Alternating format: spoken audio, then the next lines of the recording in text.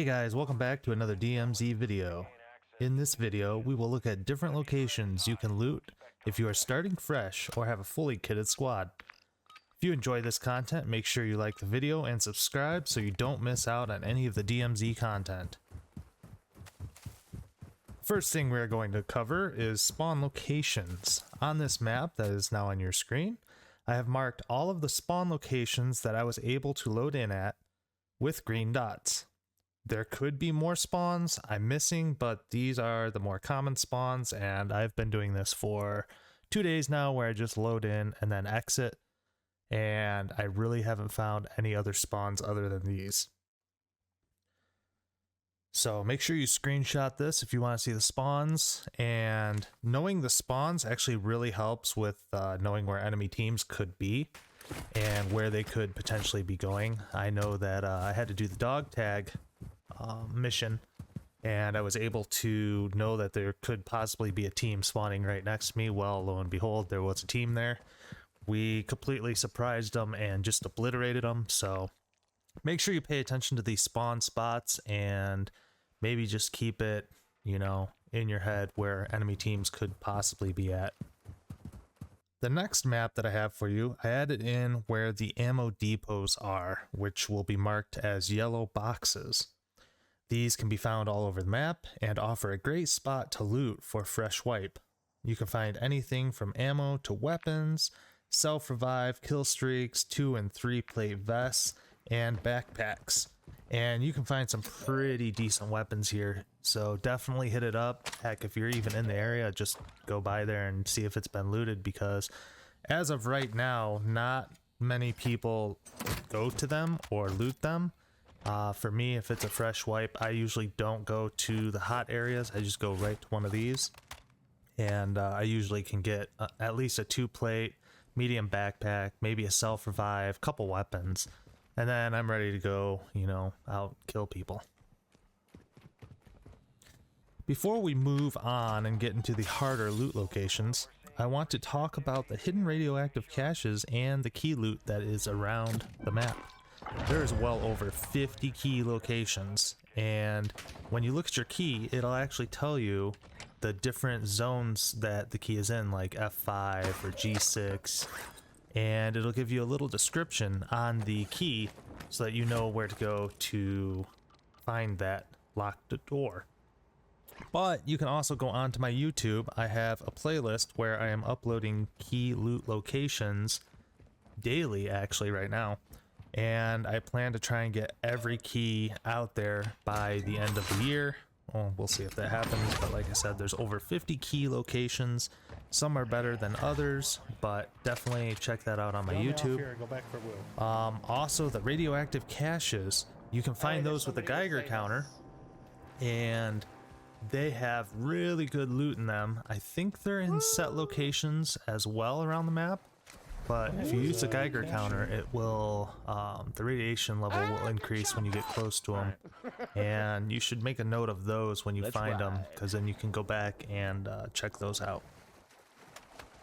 This next map is going to show red stars, which they're the very good loot rooms.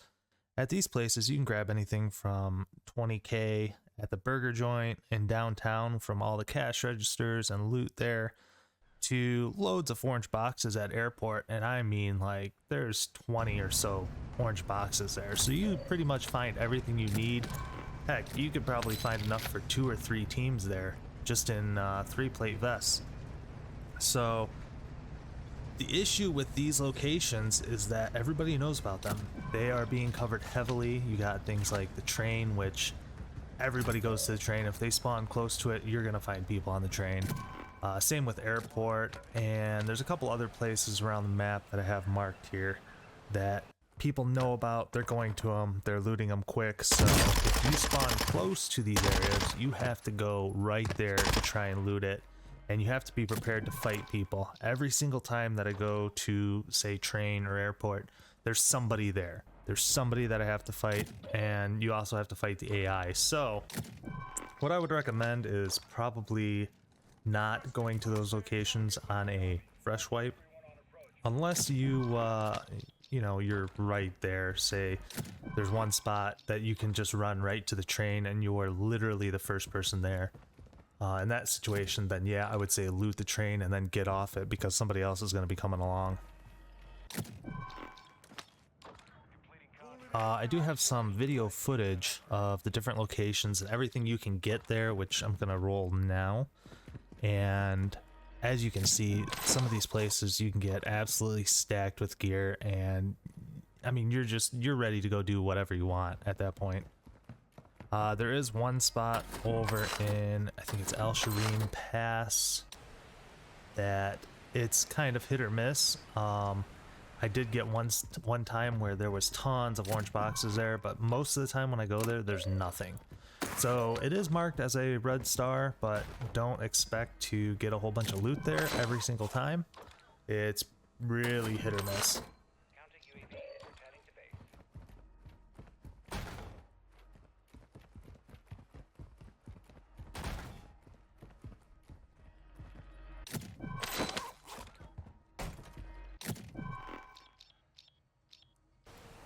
Another good spot actually is up in the caves, but not inside the caves. In the buildings outside, there's a bunch of orange boxes, but you're gonna have to fight a ton of enemies to be able to get those boxes, unless you can be sneaky and get into each building and just get the loot and leave.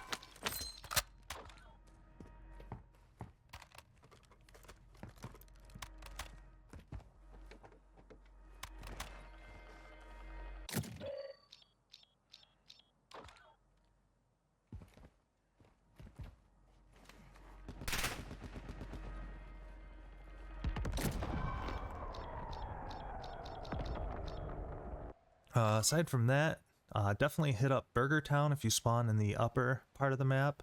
There's really not too many spots in the upper part of the map to go to for good loot. It seems like everything is down in the south.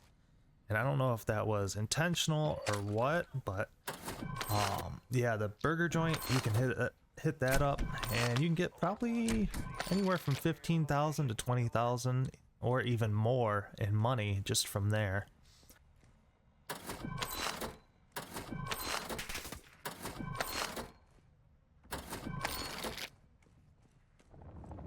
Another good loot spot up in the north is the camp, and I haven't really seen that covered, but you can get a ton of weapons, you can get plates, you can get armor vests, you can get self-revives. You do have to fight some enemies if you go in there, so you do have to keep that in mind, but it's not nearly as contested as some of these other areas.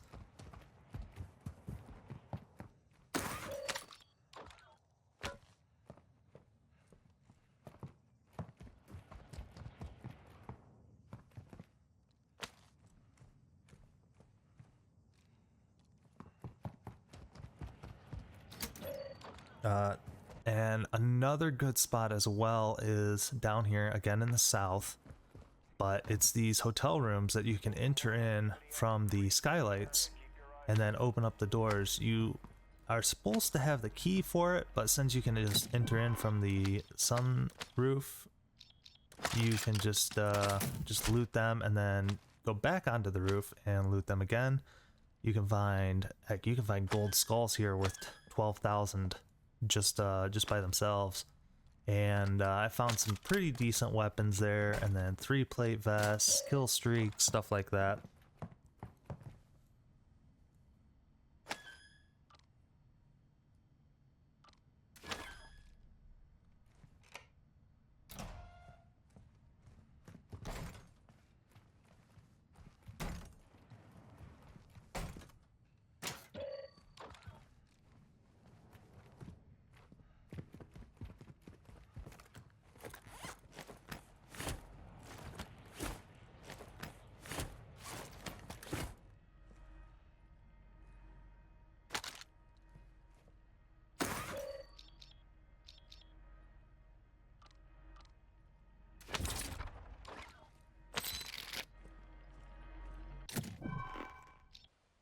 This last location over here in Salid City, me and my buddies went to last night on stream.